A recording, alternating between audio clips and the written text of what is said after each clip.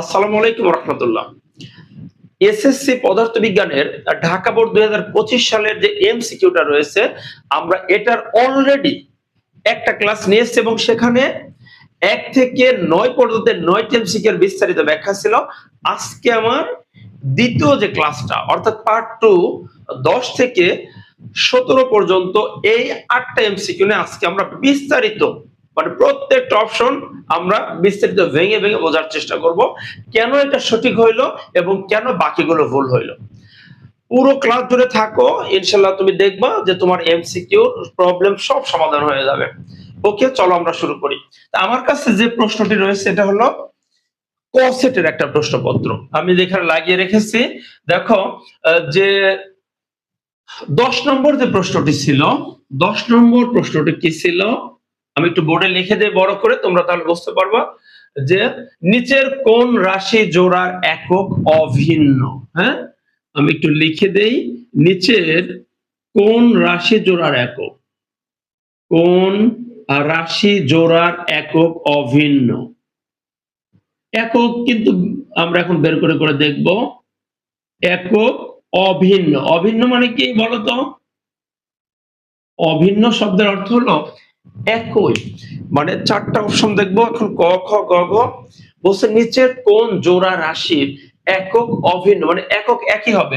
আচ্ছা, আমাদের ক নম্বর অপশনে ছিল সরণ ও বেগ। ক নম্বর অপশনে কি ছিল দেখো তো, সরণ ও বেগ। তোমরা নিজে নিজে একটু চেষ্টা করো যে একক অভিন্ন মানে একক ভিন্ন নয়, একই একক দুইটা রাশির কি আছে।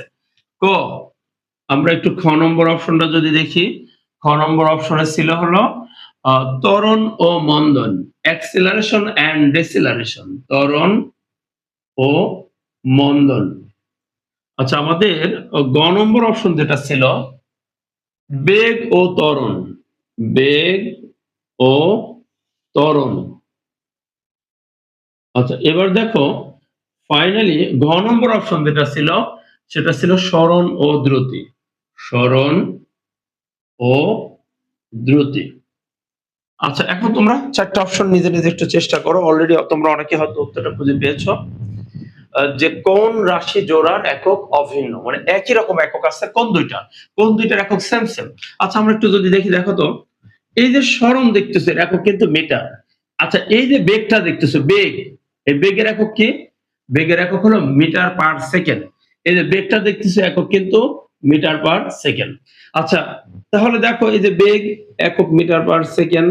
আচ্ছা, ত্বরণের এককটা কি জানো? ত্বরণ মিটার পার সেকেন্ড স্কয়ার। আচ্ছা, এই সরণের একক কি? মিটার। আর দ্রুতির একক কি? Metre per second. আচ্ছা, তুমি দেখো এখন পর্যন্ত আমরা কোথাও মিল পাই নাই। সরণ কতটা? ক নম্বর অপশন, সরণের একক মিটার এবং বেগের একক মিটার পার সেকেন্ড, তাহলে তো ভিন্ন। মিটার আর এটা মিটার পার সেকেন্ড, তাহলে এক তো হইল না, ভিন্ন। এখানে বলছে অভিন্ন লাগবে, অভিন্ন না, এখানে তো ভিন্ন। আচ্ছা, গ নম্বরটা দেখো, বেগের একক মিটার পার সেকেন্ড, ত্বরণের একক মিটার পার সেকেন্ড স্কয়ার, এটা তো ভিন্ন, তো অভিন্ন তো হইল না। ওকে, তাহলে এটাও বাদ। ক নম্বর হবে না, গ নম্বর হবে না। ঘ দেখো, সরণের একক মিটার, দ্রুতির একক মিটার পার সেকেন্ড, এটাও তো এটাও তো অভিন্ন না, এটাও ভিন্ন হয়ে গেল। দেখো মিটার আর মিটার পার সেকেন্ড, তাহলে তো ভিন্ন, এক না। খ নম্বর অপশনটা যদি দেখো, ত্বরণের একক হলো মিটার পার সেকেন্ড স্কয়ার। ত্বরণের একক কি দেখো, ত্বরণ এবং মন্দন এই দুইটার কমন একক, ত্বরণ এবং মন্দন দুইটার কমন একক হলো মিটার পার সেকেন্ড স্কয়ার। তাহলে আমরা কি দেখলাম? অ্যাক্সিলারেশন এন্ড ডিসিলারেশন এই দুইটা রাশির একক অভিন্ন, মানে একই সেম দুইটা রাশির একক মিটার পার সেকেন্ড স্কয়ার। তাহলে এখন বলছে নিচের কোন রাশি জোড়ার একক অভিন্ন, মানে একই একক কার কার? ত্বরণ এবং মন্দনের। খ নম্বর সঠিক উত্তর, এই যে খ নম্বরে বৃত্ত ভরাট করে দিবা, সঠিক উত্তর। ওকে, আচ্ছা, আমরা 11 নম্বর প্রশ্নের উত্তর দেখি, নিচের কোন সম্পর্কটি সঠিক। এটা কেটে দিচ্ছি, 4টা সম্পর্ক দেওয়া আছে, বলছে কোনটি সঠিক সম্পর্ক। ওকে, নিচের কোন সম্পর্কটি সঠিক। আচ্ছা, আমি প্রশ্নটাকে উঠাই। নিচের নিচের কোন সম্পর্কটি কোন সম্পর্কটি সঠিক। আচ্ছা, চারটা ইকুয়েশন দেওয়া আছে, তোমরা দেখবা নিচের এটা কত নম্বর জানো? এটা আমার সেটের 11 নম্বর প্রশ্ন। ক নম্বর অপশন, কোন সম্পর্কটি সঠিক? 3 alpha equal twice beta equal gamma.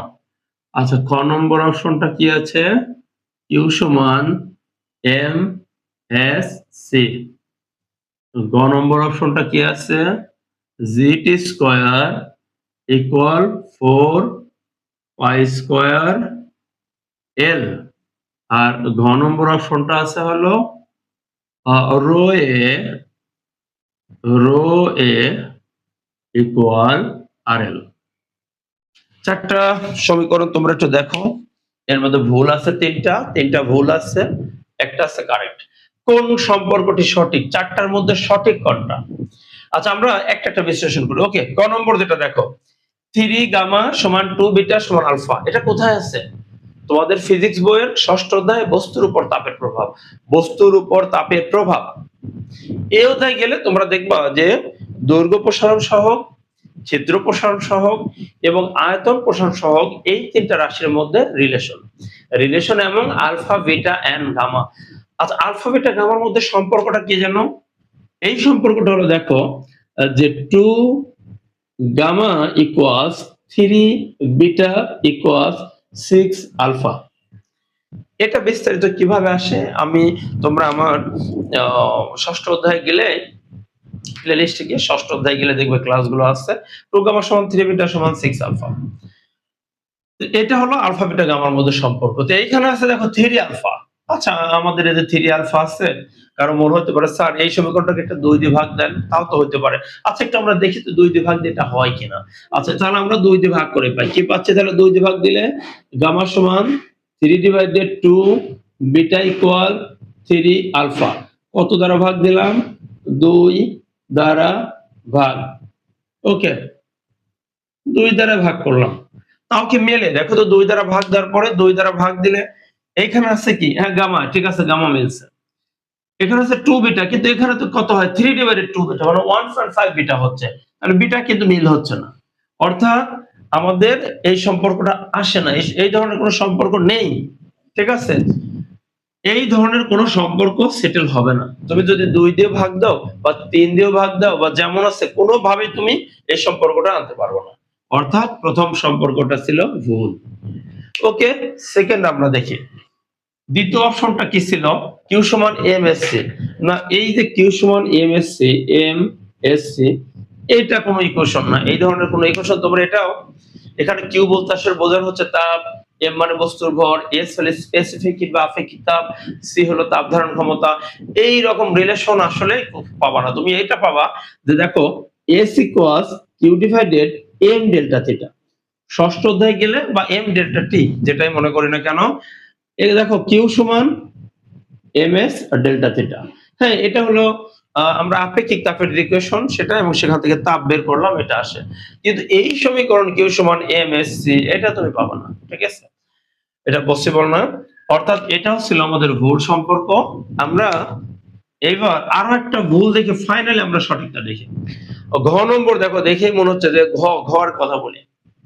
মানে ঘ নম্বর দর্শনটা ছিল রো এর সমান আর এল। এটা কিভাবে আসে দেখো, বা এটা আসে না আসলে, রিয়েলি এটা আসবে না।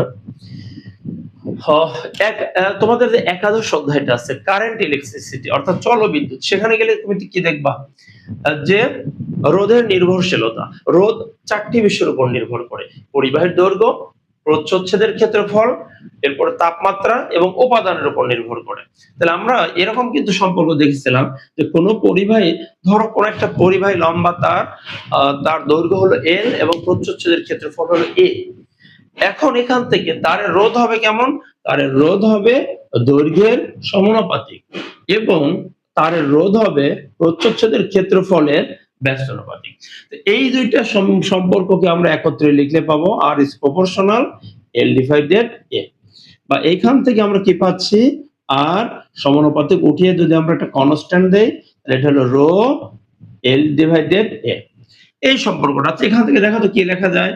এখান থেকে লেখা যায় যে রো এল ইকুয়াল, এই যে রো আর এল তো পড়ে আছে, তাহলে রো এল ইকুয়াল আর এ। এটা আসে না? দেখুন আমাদের সম্পর্কটা কেমন আসলো, এইটা আসলো। কিন্তু এইখানে দেখো তো কি আছে, রোর সঙ্গে এ না, রোর সঙ্গে এ কখনোই হচ্ছে না, রো এর সঙ্গে এল যাচ্ছে, রো এল সমান আর এ, এইটা সঠিক সম্পর্ক। কিন্তু এটা তো কখনোই সম্ভব না, এটা হবে না। তাহলে ঘ নম্বরটাও ভুল। বিষয়টা কি বুঝছো? ঘ নম্বর কেন ভুল?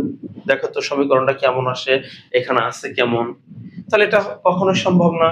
এবার আমরা যেটা আমাদের সঠিক গ নম্বরটা একটু আমরা দেখি, গ নম্বরটা আমরা একটু দেখি, তাহলে এটাও কেটে দিলাম।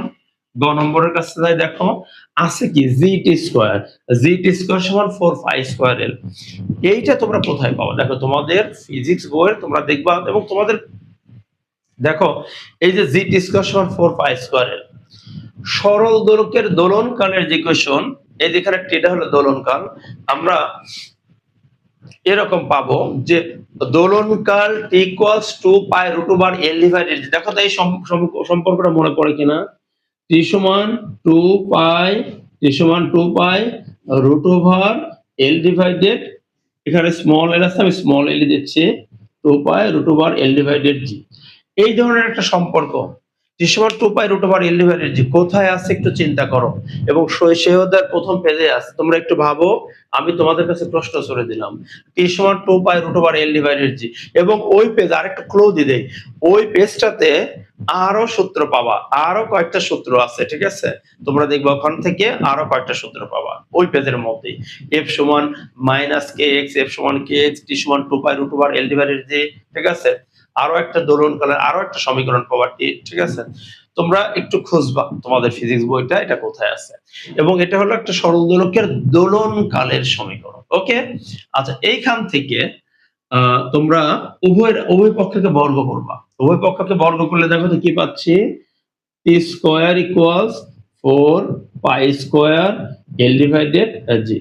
আচ্ছা এইখান থেকে আমরা যদি দেখো আর আর গুণ করি, জি এর সঙ্গে টি স্কয়ারে গুণ হচ্ছে, জি টি স্কয়ার ইকুয়াল 4 পাই স্কয়ার এল, দেখো তো সেম সেম মিলে গেছে কিনা, দেখো তো এটার সাথে এইটার সঙ্গে সেম আছে কিনা, এই দেখো।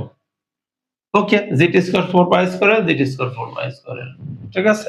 তার মানে আমাদের গ নম্বরটা সঠিক, বৃত্ত ভরাট করে দিবা, গটা সঠিক। ওকে, আমার মনে হয় তোমরা বুঝছো। আর এই সমীকরণটা কিভাবে আসে 9 এত ডিটেইলস দরকার নাই, তোমাদের সিলেবাসে সরলকালের যে দোলনকালের সমীকরণ প্রতিপাদন এরকম কোনো প্রশ্ন আসে না, মানে প্রতিপাদন গুলো নরমালি তোমাদের পরীক্ষা আসবে না, সো আমরা এটা দেখাচ্ছি না এটা কিভাবে আসে, ঠিক আছে? ওকে, আমরা এবার 13 নম্বর প্রশ্ন, যেটা সরি 11 পর 12তে যাই, নিচের কোনটিতে আলোর প্রতিসরণের মান সবচেয়ে বেশি? আচ্ছা, আলোর প্রতিসরণাঙ্কের মান বেশি কোনটিতে? চারটা মাধ্যম দেওয়া আছে, কোনটিতে দেখো 12। আচ্ছা, আলোর প্রতিসরণ নিচের কোনটিতে, নিচের কোনটিতে, নিচের কোনটিতে আলোর প্রতিসরণাঙ্কের মান, আলোর প্রতিসরণাঙ্ক রিফ্র্যাক্টিভ ইন্ডেক্স, প্রতিসরণাঙ্কের মান নিচের কোনটিতে প্রতিসরণাঙ্কের মান সবচেয়ে বেশি? চারটা অপশন দেওয়া আছে, আমরা দেখি সবচেয়ে বেশি কোনটা, ঠিক আছে? তো ক নম্বর অপশন যেটা দেওয়া আছে ক, এখানে লেখা আছে শূন্য মাধ্যম, শূন্য মাধ্যম।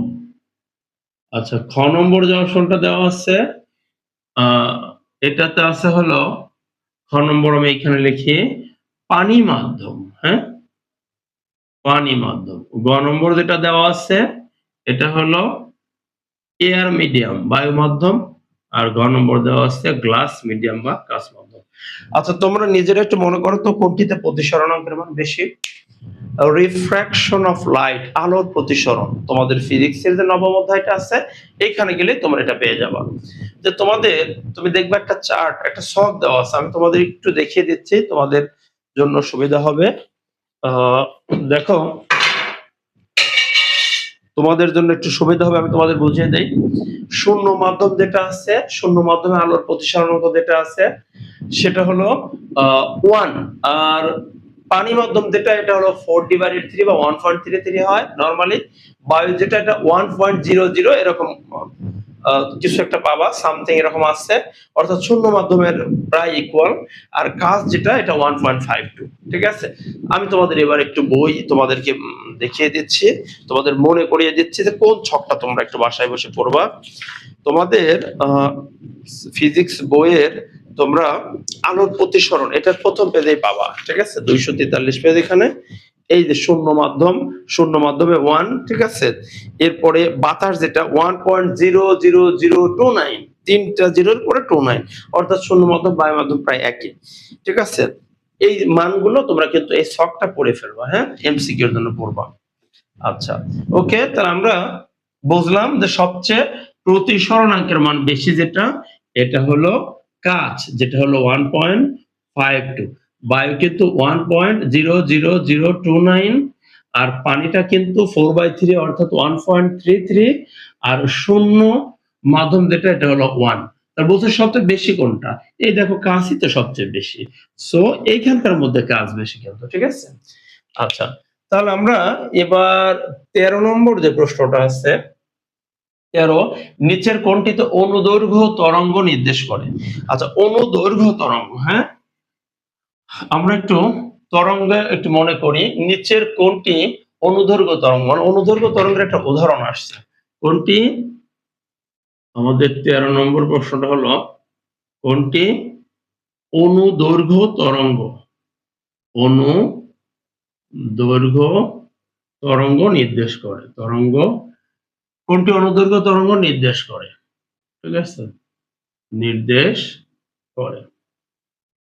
আচ্ছা, কোনটি অনুদৈর্ঘ্য তরঙ্গ নির্দেশ করে? অনুদৈর্ঘ্য তরঙ্গ হলো যে তরঙ্গ মাধ্যমের কণার কম্পনের দিকের সাথে সমান্তরাল ভাবে অগ্রসর হয়, সেটা অনুদৈর্ঘ্য তরঙ্গ। দেখো, যেমন শব্দ তরঙ্গ, এই আমরা কথা বলছি, আমাদের শব্দ মুখ থেকে নিঃসৃত শব্দটা বায়ু মাধ্যমের কণাগুলোকে, এই যে যখন এই এই কথাটা আমরা দেখো, এটা আমরা মুখ দিয়ে কথা বের করি, বায়ু মাধ্যমে কণাগুলোকে ধাক্কা দিলে কণাগুলো কি সামনে পেছনে এভাবে ভাইব্রেট করতে থাকে।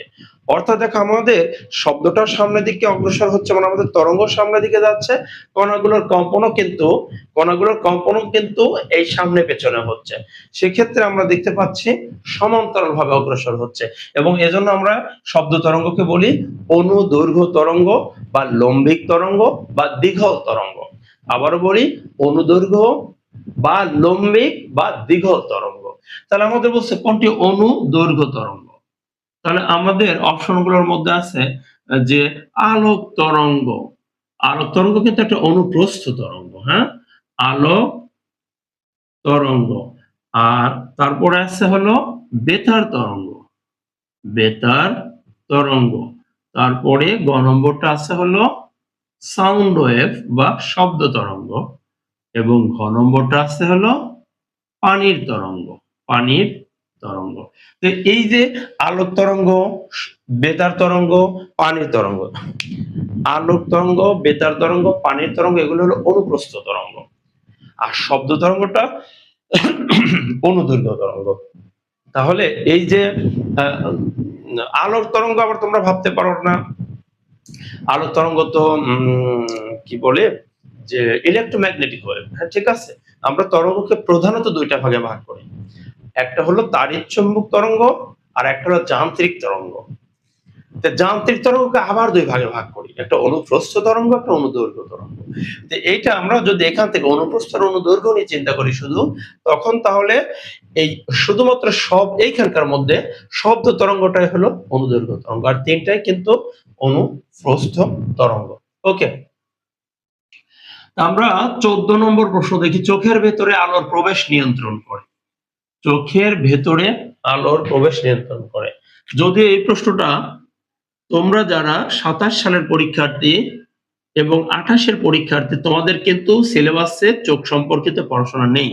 চোখের ভেতরে, তারপরে উত্তরটা জানিয়ে দেই, চোখের ভেতরে আলোর প্রবেশ নিয়ন্ত্রণ করে, আলোর প্রবেশ নিয়ন্ত্রণ করে, হ্যাঁ, প্রবেশ নিয়ন্ত্রণ করে। চোখের ভেতরে আলোর প্রবেশ নিয়ন্ত্রণ করে নিচের কোনটি, নিচের কোনটি? আচ্ছা, ক নম্বর অপশনে আছে আইরিশ। ক নম্বর অপশন আছে আইরিশ। আচ্ছা, খতে আছে চক্ষু লেন্স। চক্ষু লেন্স। গ নম্বর অপশন যেটা, এটাতে আছে রেটিনা। রেটিনা এবং ঘ নম্বর অপশন আছে করনিয়া। আচ্ছা, যে চোখের প্রবেশ দেখো, চোখের ভেতরে আলোর প্রবেশ, চোখের ভেতরে আলোর প্রবেশ নিয়ন্ত্রণ করে। এই পড়াটা 2025 সালে যারা পরীক্ষা দিল তাদের এই আলোর প্রতিসরণ এই অধ্যায়ে গেলে একটা টপিক ছিল, সেটা হলো চোখ নিয়ে। একটা টপিক চোখ নিয়ে, চোখের ত্রুটি, এগুলো পড়াশোনা ছিল আগের সিলেবাসে। কিন্তু তখন এই যে আমরা চোখ নিয়ে পড়াইতাম, মানে চোখের ত্রুটি, চোখের যে দুই ধরনের মেইন ত্রুটি হয় সেই ত্রুটিগুলো নিয়ে বিস্তারিত পড়াইতাম, ঠিক আছে, কিভাবে প্রতিকার করা হয় এগুলো। কিন্তু এখন এখন তোমাদের যে বইটা আছে, তোমাদের বইটাতে, অর্থাৎ তোমরা যারা 87 88 পরীক্ষার্থী আছো, তোমাদের জন্য কিন্তু এই টপিকসটা আর নেই। চোখ নিয়ে পড়াশোনা নেই, শুধু তোমরা প্রতিসরণাঙ্ক, ওইখানে গেলে প্রতিসরণাঙ্ক মেইন টপিকস, আর মনে করো তোমরা লেন্স নিয়ে পড়াশোনা পাবা। সো এটা যেহেতু নেই, তোমাদের এটা এরকম প্রয়োজন নেই। তারপর উত্তরটা বলে দেই, চোখের ভেতরে আলোর প্রবেশ নিয়ন্ত্রণ করে, এটা কিন্তু আইরিশ, ঠিক আছে, এটা হলো আইরিশ নিয়ন্ত্রণ করে, ঠিক আছে। ওকে, ঠিক আছে। এরপরে আর বিস্তারিত আমি বললাম না এটা নিয়ে, যেহেতু তোমাদের নেই, আমি আর চাচ্ছি না এটা বিস্তারিত বলার। 15 নম্বর প্রশ্নতে আসি, নিচের কোন প্রতীকটি এনপিএন ট্রানজিস্টর প্রতীক, ঠিক আছে। 15 নম্বর হলো নিচের কোনটি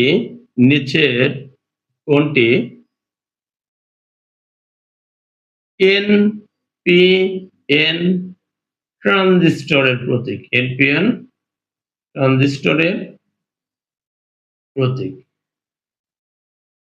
আচ্ছা, এনপিএন ট্রানজিস্টর কি? এনপিএন ট্রানজিস্টর যে দুটি এন টাইপ অর্ধপরিবাহের মাঝে একটি পি টাইপ অর্ধপরিবাহ স্থাপন করে যে ডিভাইসটা তৈরি হয় সেটাই হলো ট্রানজিস্টর, মানে এনপিএন ট্রানজিস্টর। আমরা ট্রানজিস্টর, এনপিএন ট্রানজিস্টর, ট্রানজিস্টর আসলে কি যে কাজটা করে, তোমরা ফিজিক্সের 13তম অধ্যায় তোমাদের যেটা আছে এখানে গেলে তোমরা ট্রানজিস্টরটি পাবা। আর ট্রানজিস্টর মেইনলি যে জিনিস সেটা হলো এটা হলো উচ্চ গতির সুইচ হিসেবে, অর্থাৎ ইলেকট্রিক সুইচ হিসেবে কাজ করে ট্রানজিস্টর। আর অ্যামপ্লিফায়ার বা বিবর্ধক হিসেবে ট্রানজিস্টর কাজ করে, ঠিক আছে। ওকে, আমরা এনপিএন ট্রানজিস্টর দেখো, আমরা অপশনগুলো যদি দেখি, এনপিএন ট্রানজিস্টর প্রতীক দেখি। এখন দেখো এরকম একটা অপশন আছে, এটা হলো সার্কিট সিম্বল, এনপিএন ট্রানজিস্টরের সার্কিট সিম্বল। আমরা এটা একটু দেখি যে কোটি এনপিএন ট্রানজিস্টর। আচ্ছা, এইখানে তীর চিহ্নটা আছে এইদিকে, ঠিক আছে। এটা হলো, তোমরা জানো, এর মধ্যে তোমরা জানো কিনা দেখো, ট্রানজিস্টরে কিন্তু 3টা টার্মিনাল থাকে ট্রানজিস্টরের। দেখো, আমি যদি একটা ট্রানজিস্টরের ব্লক চিত্র অঙ্কন করি তোমরা সহজেই বুঝতে পারবা। ট্রানজিস্টরের নরমালি কি কি থাকে দেখো, ট্রানজিস্টরের থাকে হলো ইমিটর, একটা অংশ থাকে ইমিটর, আর একটা অংশ থাকে বেজ, একটা হলো কালেক্টর। ধরো এটা এনপিএন ট্রানজিস্টর। এখন এনপিএন ট্রানজিস্টরের আমরা এই যে প্রথম এই এন, এই অংশটাকে আমরা বলছি ইমিটর, মাঝের পি এটা হলো বেজ, এটা হলো কালেক্টর, ঠিক আছে। ট্রানজিস্টর ক্ষেত্রে ভাবে এনপিএন এবং পিএনপি দুই ধরনের হতে পারে। তো আমরা এই যে ট্রানজিস্টরের 3টা টার্মিনাল কি কি জানি, ইমিটর, বেজ এবং কালেক্টর, ঠিক আছে। অর্থাৎ নিঃসারক আর বেজ, দেখো ইমিটর বা নিঃসারক, বেস এটা হলো ফিট বলা হয়, এবং কালেক্টর হলো সংগ্রাহক বলা হয়। তো আমরা ট্রানজিস্টরে এটা তো ব্লক চিত্র, আর এইটা হলো ট্রানজিস্টরের সার্কিট সিম্বল, অর্থাৎ পুরো সার্কিটে এইভাবে ট্রানজিস্টর থাকে। তো আমরা এই অংশটাকে কি বলছি, ইমিটর, এটা আছে বেস এবং এটা হলো কালেক্টর। আচ্ছা, খ নম্বর অপশনটা তোমাদের আছে এরকম একটা চিত্র আছে, এইখানে অ্যারো চিহ্নটা কিন্তু এই দিকে আছে। আসলে এই মূলত অ্যারো চিহ্ন দ্বারা তড়িৎ প্রবাহের দিক নির্দেশ করে, এবং এটাই কিন্তু মেইন বোঝানো হয়। এই অ্যারো চিহ্ন যেটা আছে এটা দিয়ে কিন্তু তুমি সিলেক্ট করবা এটা কোন ট্রানজিস্টর, ঠিক আছে। ক খ গ, গ নম্বরটা আছে হলো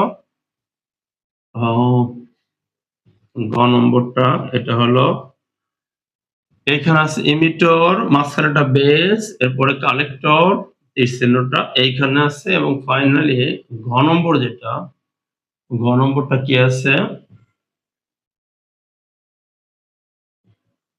ইমিটর, বেস, কালেক্টর, এইখানে তীর চিহ্নটা এইখানে কানেক্টর অংশে আছে। তো আমাদের বলছে কোনটা এনপিএন ট্রানজিস্টর, কোন ট্রানজিস্টর জানো? এনপিএন।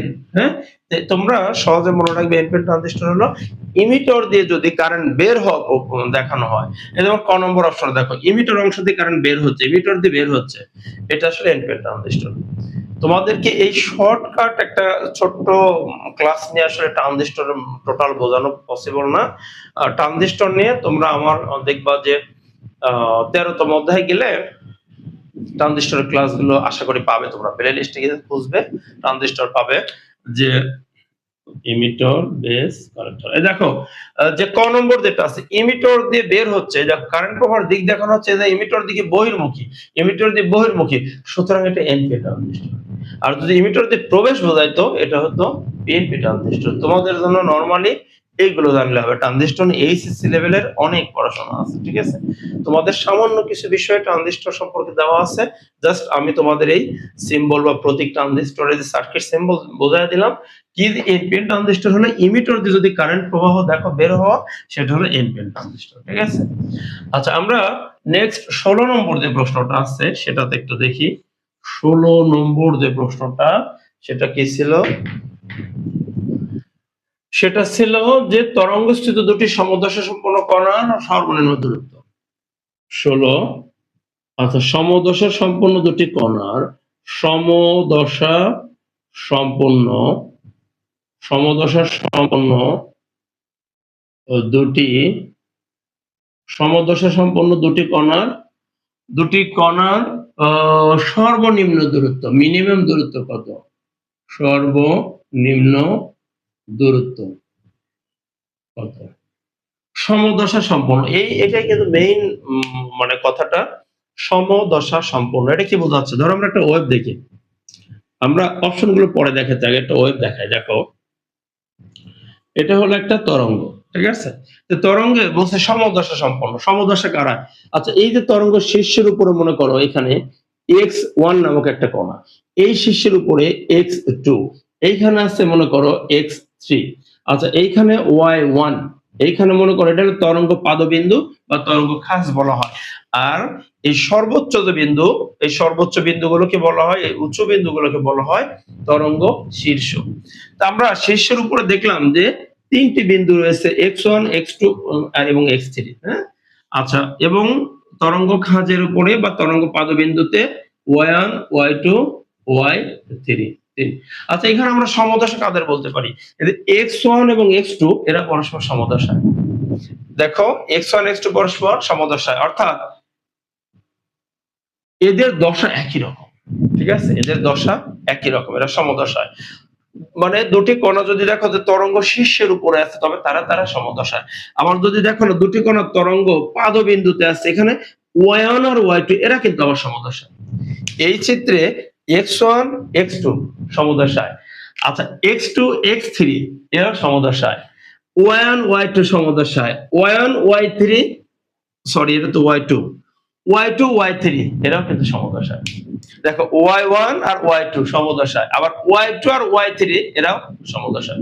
মানে মূল কথাটা কি, যে কণাগুলো দেখো শীর্ষের উপরে যারা আছে, যে একটা শীর্ষ থেকে যে পরের যে শীর্ষে আছে, দেখো এই x1, x2 এরা সমদশায়, এ সমদশায়। মানে তরঙ্গ শীর্ষের উপরে যারা আছে তারা পরস্পর সমদশায় আছে, আবার তরঙ্গ পাদবিন্দুতে যারা আছে তারা পরস্পর সমদশায় আছে।